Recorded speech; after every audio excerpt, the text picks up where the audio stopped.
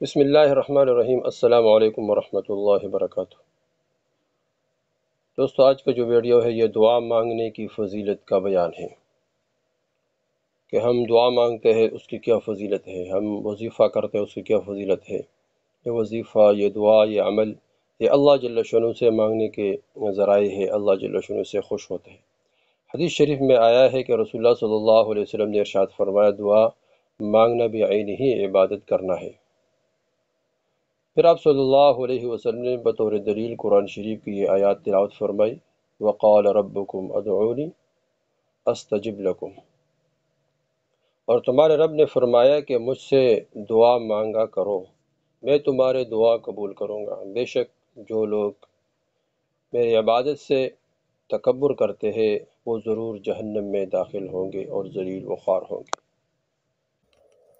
ایک اور حدیث میں آیا ہے کہ رسول اللہ صلی اللہ علیہ وسلم نے ارشاد فرمایا، تم میں سے جس شخص کے لیے دعا کا دروازہ کھول دیا گیا اس کے لیے رحمت کے دروازے کھول دیے گئے۔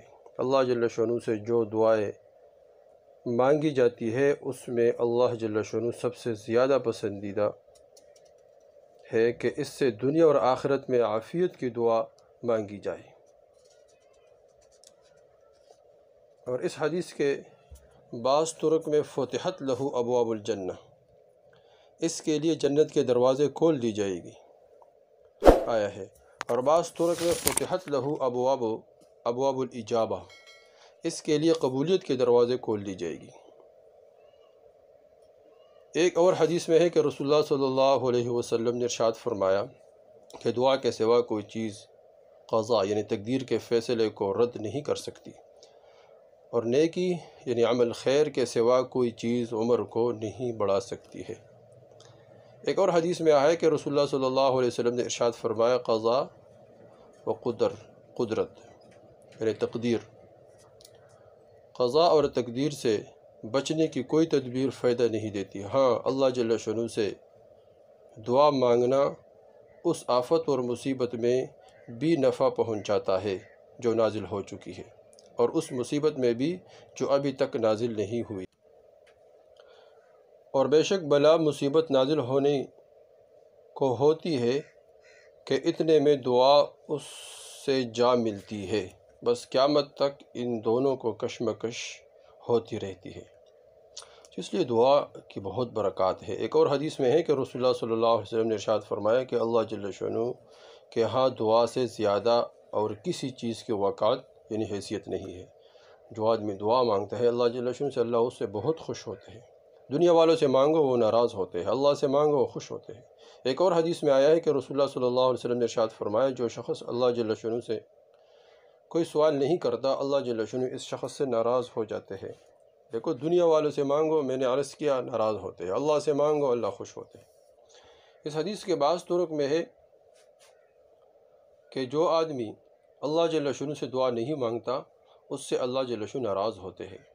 ایک اور حدیث میں آیا ہے کہ رسول اللہ صلی اللہ علیہ وسلم نے صحابہ کرام رضی اللہ عنہم سے خطاب کر کے فرمایا، تم اللہ دعا مانگنے میں عاجز نہ بنو، یعنی مطلب یہ ہے کہ اس میں کوتاہی نہ کرو، اس لیے کہ دعا کی صورت میں ہرگز کوئی شخص ہلاک نہیں ہوگا۔ جو آدمی دعا مانگتا ہے وہ کسی ناگہانی آفت، خوفناک مصیبت سے ہلاک نہیں ہوگا۔ ایک اور حدیث شریف میں آیا ہے کہ رسول اللہ صلی اللہ علیہ وسلم نے ارشاد فرمایا، جو شخص یہ چاہے کہ اللہ جل شانہ اس کی دعا سختیوں اور مصیبتوں کے وقت قبول فرمائے، اس کو چاہیے کہ وہ فراخی، کشادگی اور خوشحالی میں بھی کثرت سے دعا مانگے۔ ہم تو مسئلہ یہ ہے کہ جب کوئی مصیبت ہو، کوئی پریشانی ہو تو ہم تو اللہ کی طرف متوجہ ہوتے ہیں، لیکن جب کوئی کشادی ہو، کوئی خوشی ہو تو اس میں ہم اللہ کی طرف بالکل متوجہ نہیں ہوتے۔